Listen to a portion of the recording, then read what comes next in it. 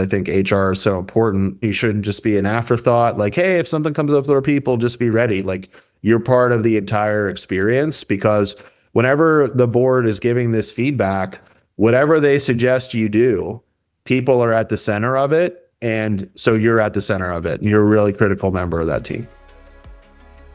You're listening to HR Superstars, a podcast brought to you by 15 Fives. On this show, we talk to strategic people leaders who are making a meaningful impact in their organizations and shaping the future of work. So get ready to be inspired and discover the secrets behind building high-performing teams and fostering a culture of growth and thriving. The future of HR starts here. Hi, everyone. Welcome. Excited to have you all here. When I think about performance strategy, I think back to the times when I felt like a lone voice for the HR function in a room full of what I called business leaders. And I'll be honest, back then, those moments were incredibly intimidating. I felt like an outsider, and realistically, I operated like an outsider. I saw myself much more as a consultant rather than a leader. So even though I had the data, the insights, the story, I really struggled to translate that into a language that landed with my executive peers. And over time, with experience in coaching, right, I got better with that. It was more about, not just about kind of talking about the people, but showing how people are vital to a business. As I continued to grow in my career and my conversations, all of that with the C-suite became so much better. But then there was this new, very elusive challenge, the board of directors, a group that feels like the sloth in the rainforest, right? Hard to find. What is it doing? What is happening behind there? But they're an incredibly critical group to the people function, to your business overall, right? They're experts, they're advisors. And I think a lot of us can feel like we go into those meetings unprepared, right? We get that sinking, stomach turning, nervous sweat feeling that I don't like feeling. I don't want anyone else here to ever feel. And so if we can help it, we want to really demystify a lot of what's happening in there and help you feel prepared and show up as a business leader. Today's conversation matters so much more, really, not just for our growth as individuals, but for our whole function as a people operations and as HR. So much more is being asked of us than ever before. We need to deliver business impact, not just singular siloed programs. And the board is the pinnacle of how we show that impact. This incredible opportunity for you to show up as a leader and get advice from leaders who've been there, who've done that before, who are asking some of the questions that you may not be thinking of day to day because you're keeping a business running. So these touch points can really be a moment of influence or totally a missed opportunity. So let's not let it be the latter, and let's help you really be a great influencer in this. Today, we're going to talk about using these moments to lead. How do you connect your performance strategy to what your company actually cares about? Growth, risk, retention, profitability. How do you tell a story that goes around, here's what's going on, here's why it's happening, and here's what we're actually doing to move the needle? We're going to talk about pitfalls to avoid, the metrics that matter, and what it looks like to just step into the boardroom, not as an HR professional, but as a strategic business leader.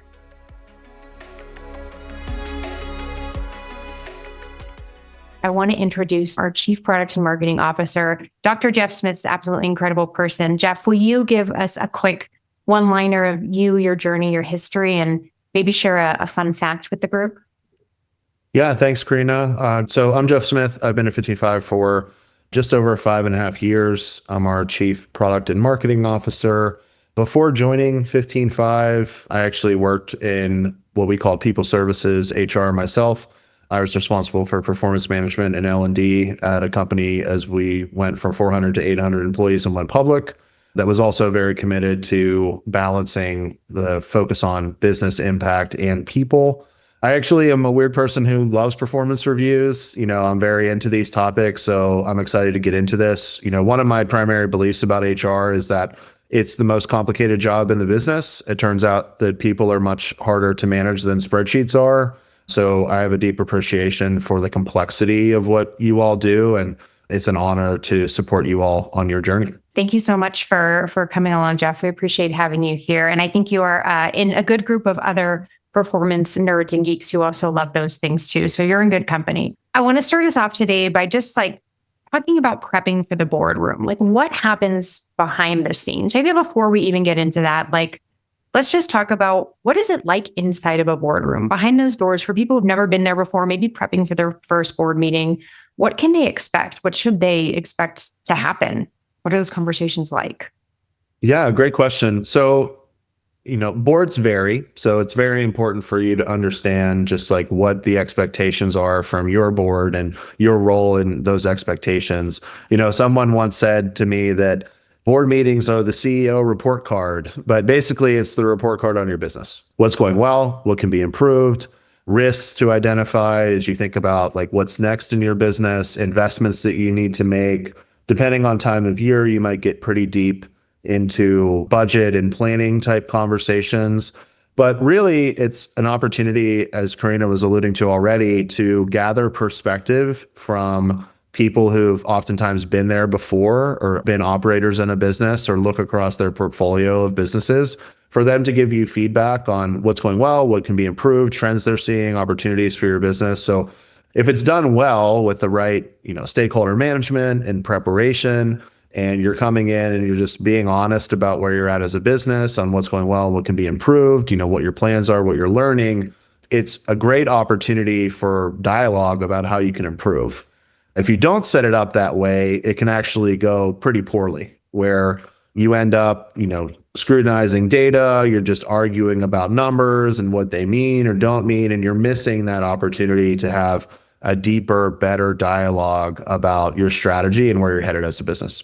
Yeah, I love that. And I think it's, sometimes I think about it like as executives teams, or we get together maybe once a quarter or more often than that to think about, right, the future of the business. Where is it going? What are we doing? How are we doing that? That's very similar to what we're going to be talking about inside of a board meeting, right? It's less about being reactive of all of those lagging indicators of things going on and thinking about, okay, we know the strategy of the business in the next 6 months, a year, 2 years, or is each function thinking about that? And how are you headed to the right direction? What are the systemic risks that are happening, right? Especially from a people perspective. What do you know that's going on and how are you tackling that? Where are you leveraging your most strategic people, the most strategic talent and density and opportunities that you have? And what's the value that you're driving for the business? If you know that there are these future outcomes, how are you going to help the business get there with the right people, the right programs, and the right structure? And that's really a lot of what it's about. And each board is so different company to company. And I'm sure you felt this too, Jeff, right? I've been in companies where I have to fight for a seat in the boardroom, that HR is not always invited in at the table. Been in other companies like 15.5 where it's a given, like I'm just already there and a part of the team, which is so incredible. But I want to recognize that we all might be in different places with our organizations. And if anything, just make sure that if you are in a place where you don't have a seat yet, that you do continue to fight for it. And hopefully when you come out of this conversation too, you'll have a lot more tools to feel confident about what's going in there. So Jeff, let's come back to this idea of, HR leaders being under pressure to show business impact. Sometimes I really hate that saying of being under pressure because it feels so much like we're put on the back foot, like something is happening to us instead of really us being called in to show and deliver the impact we have been doing, we know that we want to do, and we're actually just a part of a bigger team. Where do you see this kind of happening for leaders, HR leaders in particular, and the evolution of the impact and the business strategy we need to show? Job one, I think, as you're doing board prep or just exec prep, is just how can you make sure you're aligned back to the business strategy. The good news is that people do drive business value creation. The bad news is like you said, Karina, oftentimes it can be thought of as an afterthought, but it's basically, what's going on with, say, high performers, high potentials, leaders, manager performance. How are those things influencing our ability to grow at scale? How are we investing in things like critical roles, like engineering or sales, depending on what type of business you are? And then constantly tying that back to, hey, these are how these things are going to drive our business forward. There's so many studies out there from Gallup, 15.5, others on the connection between things like manager effectiveness or engagement and productivity. And we find that the organizations that are really focused on building those connections and connecting back to what a business wants to accomplish are the ones that have the most success in building those exact relationships within the business and the board relationships as well.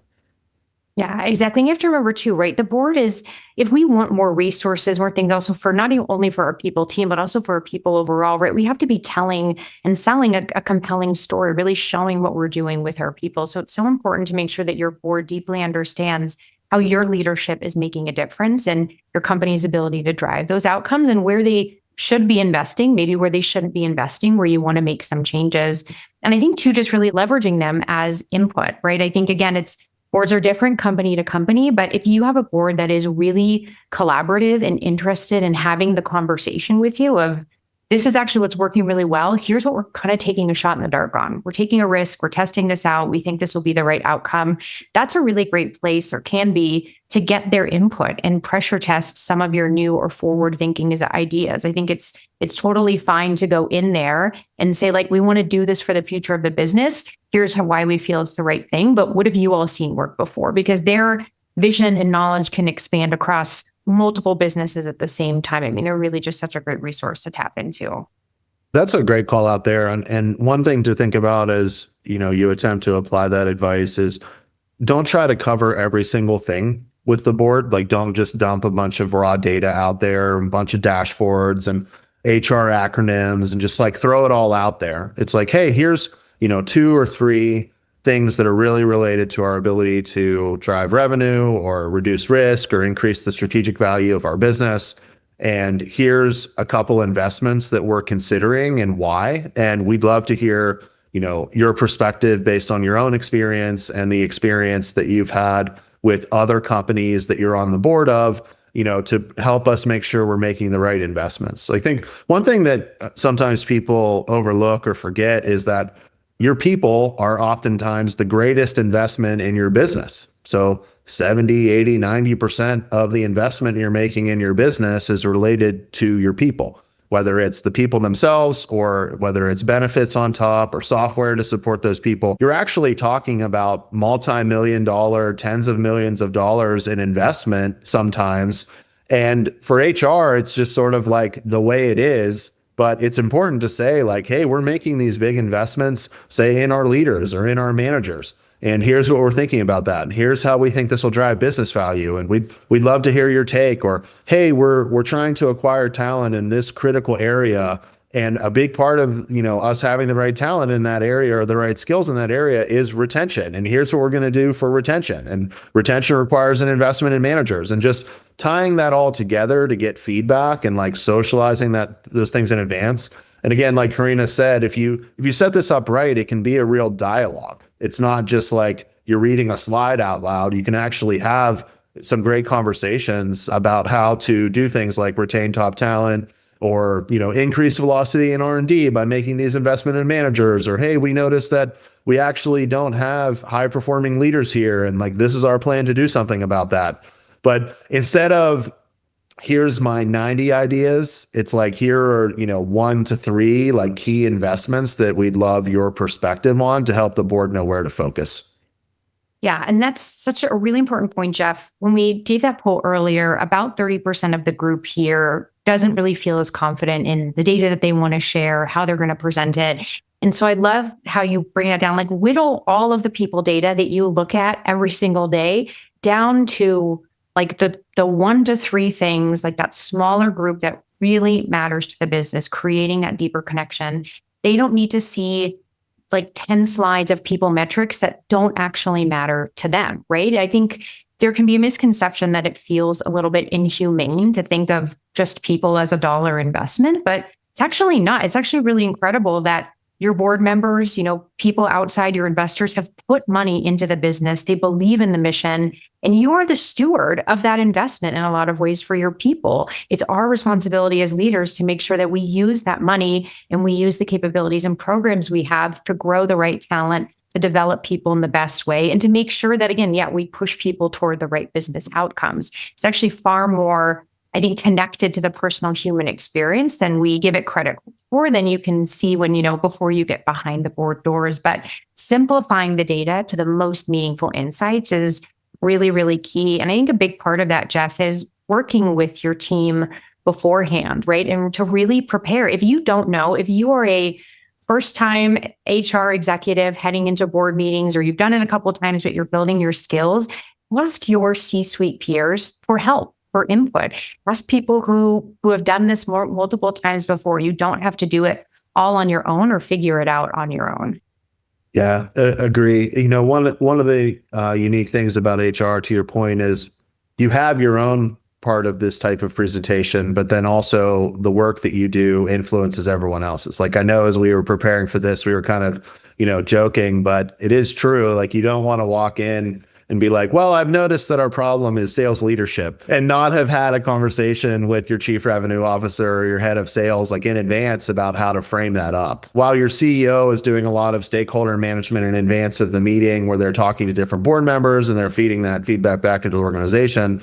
One of Karina's great points here is that you should be doing that same type of work internally as well. And by the way, great HR leaders are having these conversations all the time. It's like you're just formalizing some of the ongoing dialogue that you're having with other leaders in the business in preparation for a board meeting. But you should be having these regular conversations with each department, head or each executive in your organization, depending on how large your organization is, about what's going on with their people, about like, hey, we lost 3 high performers last month. Is that a trend or what's going on there? Like, hey, we have this data about, we're attempting to reduce regrettable turnover, which has been costing us $7 million a year. And we want to turn that into $4 million a year next year. And here's what we're up to. And like, here's how different departments are doing against that. Those big investment themes should be part of ongoing conversations. But then you definitely want to be socializing like, hey, here's what I plan to present or what I'm thinking about describing in this board meeting. So your colleagues don't feel blindsided by that. Yeah, exactly. I mean, I think back to one of the first boards that I was a part of, and to this, in the spirit of not showing up and surprising anybody, right? The company I was with, we were working through a lot of really challenging people scenarios. We had come out of a really difficult acquisition. There were a number of different morale and culture bumps that we were working through and over. And the last thing I wanted was to show up in front of the board to say, man, our operations team is like completely failing on this and their morale is, 30% down from everyone else and nothing's working, and have that leader in there stunned, right? Like it's actually about a partnership with that leader, with the other leaders on the C-suite team to say, what is the story we actually want to tell here? How are we truthful and honest with the board, but also give them confidence that we have our hands around this, that we know what to do. We have the right data and insights. We believe we know where the right targeted action is needed, or here are the gaps where we need your help. We'd actually love to know, what have you seen other companies do that have been in this situation? What's worked or hasn't worked? That's like that real collaborative partnership that leads to a great conversation in the boardroom, and not just like, oh my gosh, the people team is coming at me, or the people team is ripped the rug out from under my feet. Just like I don't want someone else, another leader, to do that to me, right? We all have to really see ourselves as one team. Yeah, you don't want the opposite to happen. Like, hey, turns out the reason we don't have top talent is our talent sourcing is terrible. Yeah. Just wanted to point that out. But yeah, one thing as you were talking that came to mind for me is just the importance of framing these things up for the board with the right amount of depth, where it's just like, here's, the top line headline.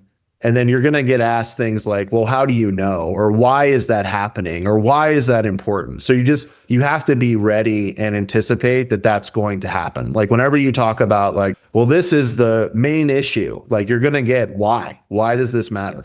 And then it's, well, here's 3 options that we, have already started to undertake to, address this, or here's what we're considering, or, hey, we're looking for, this type of investment here to address this issue. And here's why we think this is the right solution. And here's the data we gathered. And then that takes me to a really important thing that I don't think that HR leaders are ever told from their peers. Many HR leaders I talk to can get kind of caught up on the fact that their data is a little messy. It's like, it turns out people are messy. So the data about people is also messy. But here's a secret. Marketing data is a little messy. Sales data is a little messy. Even finance data is a little messy. All this data it's not perfect. Like pipeline numbers aren't perfect. Like they involve some estimation. Sales forecasts aren't perfect. So HR data doesn't have to be perfect to be valuable, but it does, in my opinion, need to be systematic and have a sense of quantitative rigor behind it, like, is something that boards look for, right? So it's not sufficient to just say like, well, we have more high performers than ever before. You want to be able to say something like, hey, here's the number of high performers that we had at this period. Here's the number who've left. Here's the number that, were repeat high performers. Like, you want to be able to have that type of dialogue around these things, but you don't need to get obsessed of like, oh my gosh, I don't have this perfect, complete data set, because none of your peers do either. And boards know this. Boards know that marketing pipeline numbers are something that involves some forecasting and some guessing, and they're not down to the dollar and cent perfect, just like many things in businesses aren't. So don't get caught up on like, we need perfect data, but you do need data about key things like performance, engagement, retention, what's going on with leaders, what's going on with managers, regrettable turnover, hiring velocity. Like, there's things that you need, but it doesn't all have to be perfect to be valuable. Exactly. It's not worth spending your time knowing, okay, is it 10.2% of hypo attrition or 10.58? Like, who am I missing? Like, that level of detail is just too much. You also don't want to say it's 1% hypo attrition when it's actually 10. Like, that's that difference in rigor that you need of look at your data and your numbers, feel confident about it, and then sit there with yourself and ask yourself questions. I mean, go to ChatGPT and say, what questions would you ask if I'm presenting to you about high potential performers in my organization and risk to attrition? And just like workshop it there. It's okay to do a little bit of demo. Don't save it until that moment and then you feel like you're a little bit deer in the headlights. There's time and room to practice that story. And then if you're in there and they ask a question you don't know the answer to, own it. It is totally okay and normal to own the answer, to say, that's such an incredible, insightful question. I don't know the answer to that today, but I commit to getting you that answer. That's definitely something we're looking into. Like, don't feel like you've got to make something up on the spot. If anyone knows how to spot BS, it is certainly your board. So honesty and authenticity matter, and feel free to show up there. Employee engagement is the ultimate driver of your organization's performance. So it's one thing to measure it, but 15Five's performance management platform helps you maximize engagement with easy, customized surveys that transform your data into guided actions with clear results. Learn more at 15five.com or click the link in the show notes. And I feel like we're kind of segueing into really what our next section is going to be about anyway, which is our general pitfalls and how to avoid them. What are some of the big pitfalls that you see HR leaders falling into when prepping for the board? I know I've got a few that come top of mind for me. One thing that comes to mind immediately is just like getting too tactical and like missing the bigger picture, where HR is complicated. Like, it's hard work. People are messy. Data is incomplete sometimes, versus just focusing on like, hey, here's the 5 or 6 major themes of what we track and what we're looking to accomplish as an HR team. Here's why those things are really relevant back to our business. By the way, tap into your own CEO relationship to help with this. Tap into your CFO relationship. Like, we at 15Five, we've even had like, head of HR and CFO together in our events because they need to feel like peers, and it can't be the CFO as your parent, as I once heard it said. But I think that getting really tactical, like just listing of numbers versus just like, hey, I actually have command of my data, but here's the 1 to 5 things that really matter that I want to highlight and I want to get board perspective on, is something that immediately comes to mind.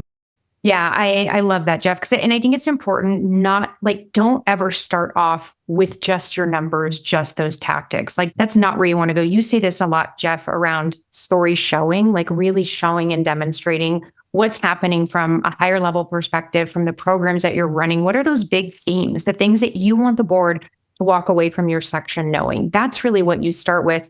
And then there might be a moment in time where it's like, great, these are just some of the numbers. We've talked about all these things. I want to show you that I am delivering the right outcome. That's not just words on a slide. Totally fine to have those metrics up there, but it should certainly not be slide over slide of numbers. They're going to be looking at that in plenty of other sections, right? Tied to probably some of your sales and your finances.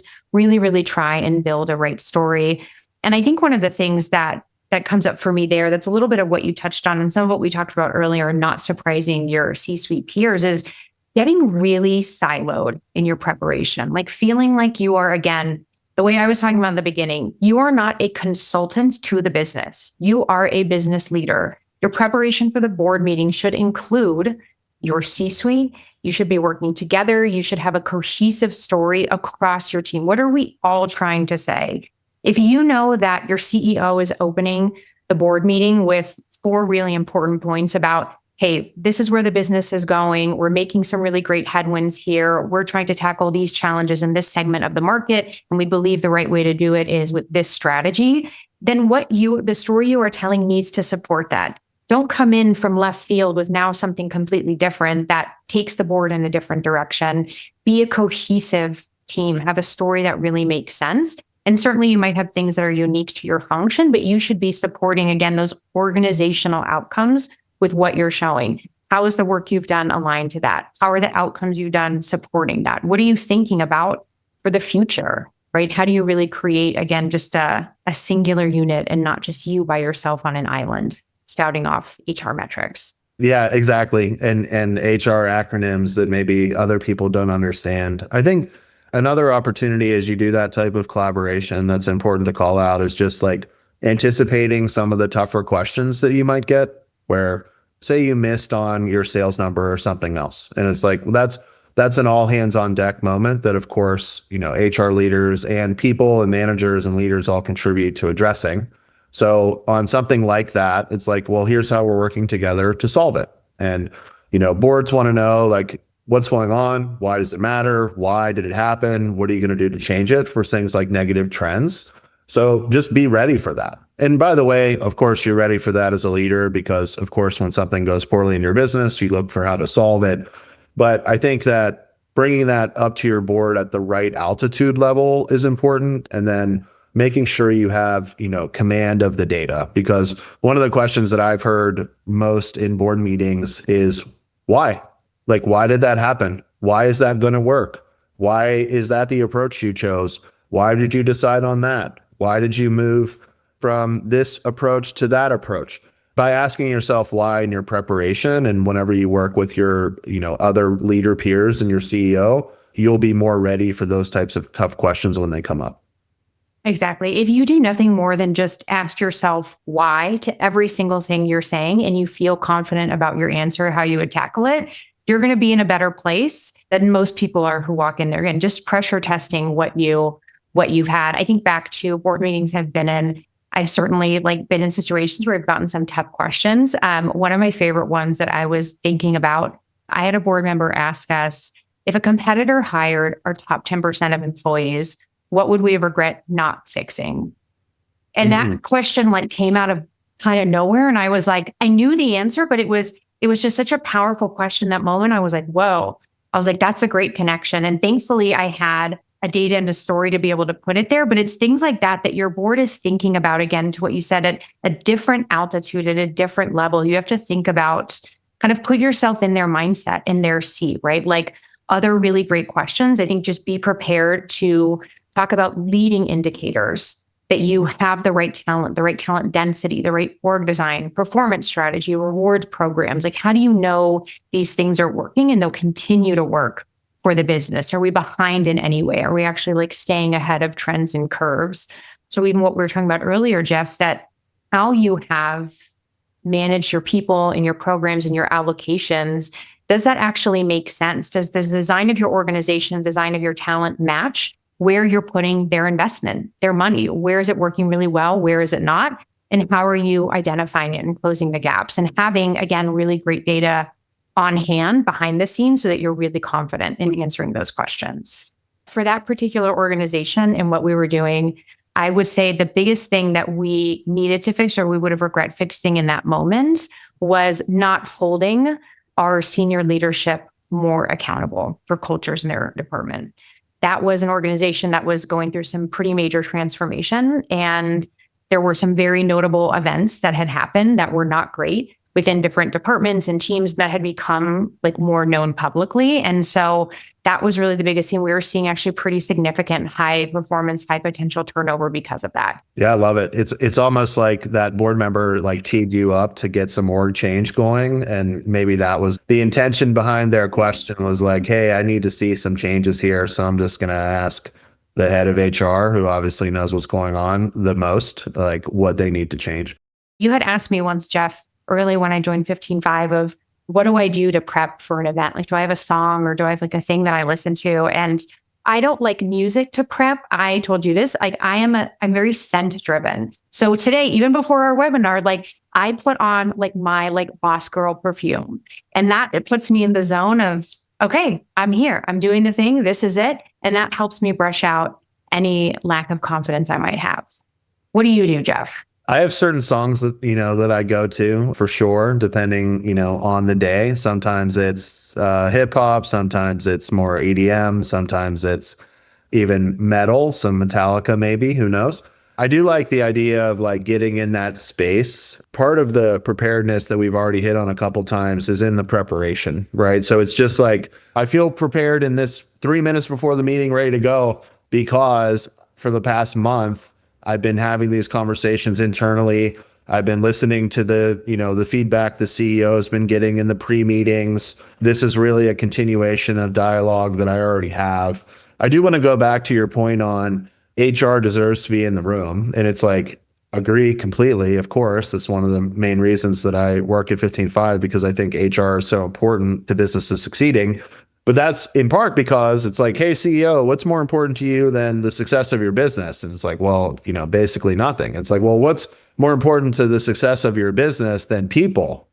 Nothing. And it's like, well, who's in charge of the people? It's like, yes, put that person in the room. Your people and culture is so front and center, to your ability to succeed, that you deserve to be in the room. You're a key member of the leadership team. And HR is at the center of all that, because people are at the center of it, leaders are at the center of it, managers are at the center of it. So you shouldn't just be an afterthought. Like, hey, if something comes up with our people, just be ready. Like, you're part of the entire experience, because whenever the board is giving this feedback, whatever they suggest you do, people are at the center of it. And so you're at the center of it. You're a really critical member of that team. Yeah, actually, I love what you just shared there about being at the center of really any change they suggest. We have a question from someone about, struggling with a CEO who inserts themselves as the CHRO on the board, and they have to really fight for a seat right in that organization. And what advice would we give in that situation? I always personally think anytime you're in a struggle with anyone else in your organization, if it's a peer, another C-suite member, a different leader, to really think about, what is the best way to influence for them specifically? What do you know about them? What do you know about what matters, when they've changed their mind before? I always start from a place of who are they and how do they make decisions, and how can I use that to pitch the right story in the right way? But I think what you just said, Jeff, is a really powerful point, that hey, in that boardroom, any single thing you talk about, you decide you want to do moving forward is going to come back to the people function. And the best way to empower me to deliver the great results you need for this business is to have me there, have me speak about the function, have me hear it firsthand, allow me to ask the right questions, give that further depth, because you as the CEO, you have a different story to tell, right? You're telling a bigger story holistic to the whole organization. So how can we be partners in this so that you can focus on your area and I can really drive here? What advice would you give, Jeff, to someone in that situation? One of the things that came to mind immediately for me is the CEO doing this with all of the C-level people or just HR? Because you may not be noticing that they're also inserting themselves as the CMO and the CPO and the CTO, and they're just taking such accountability for everything in the business that like everyone feels run over. So it may not just be HR that's getting run over by the CEO. Assuming that it is or isn't, then you should still just have a dialogue with the CEO that just starts with like, hey, I'm noticing this. Like, just share what you actually observed, the real behavior you observed, not like a big story about it or anything else, but just like, hey, here's what I observed. Here's a bit on how I believe I could contribute, to Karina's point, to these conversations in some new ways. And just have that conversation. If you start with what you observed, the person may say, like, I didn't even realize I was doing that. I'm just trying to answer the board's questions. I feel such pressure to have all the answers on all the things. And then that's a chance for you to say like, well, if you allow me into parts of this and then more of it over time, then you don't have to feel that pressure for everything. Like, how can I show up in a different way for you so you feel supported and not on an island? CHROs and CEOs, heads of HR and CEOs should have this really deep, profound relationship that is like, there's a confidant level thing there, that there's just this dialogue. But you may notice that this CEO just feels such tremendous pressure to have all the answers that they're doing this to everyone, like not just you. Yeah, I love that. Just that leaning in with curiosity to ask the right questions to really understand what's going on from their perspective before jumping to the conclusion and then figuring out, what do you do from there? And I think it might even need to be a few steps back to what is your relationship like? Like, do you have that deep partnership? Do you feel like you're a confidant, like you're an advisor, like you are someone who is strategically aligned with that CEO? Like there might need to be even more work to do as you get ahead to the steps of being a part of the board and being a part of that conversation. And again, like lean on your HR peer community. So many of us have been in that exact same situation. I'm sure we are all like flashing somebody in our mind as you ask that question of, oh yeah, I've been there. I remember that. So you're not alone, whatever it is. Jeff, thank you for sharing your insights and stories and perspective. It's always such a pleasure to have you on here. And you really understand HR leadership on so many different levels. And so I love being able to have these conversations with you. For folks, as you head out from today, I want to just remind you that, again, the board meeting does not have to be this scary, mystical thing. What you're really doing when you get into that conversation is taking your strategy, taking your outcomes and your plans to a higher altitude, right? Think about what are your risks, what are the strategic leverages you have, and what is the value you are driving from your incredible talent and the talent strategy that you have. Don't fall into the pitfalls of surprising your peers, of prepping by yourself, of getting too deep in the weeds of the data. And most certainly do not ever believe that you don't deserve to be there, because you do. I look forward to seeing you all again. Have a great day. Thanks, everyone. As an HR leader, you have a critical role in managing an organization's most valuable asset, its people. However, despite the importance of your role, other executives may not see the value of having HR leaders at the executive table. This is why we crafted the HR Outcomes Playbook. It's designed to help you close that gap and operate in a way that enlightens and excites the rest of the executive team and shows them that HR can provide value to an organization's bottom line. Get your copy at the link in the show notes now.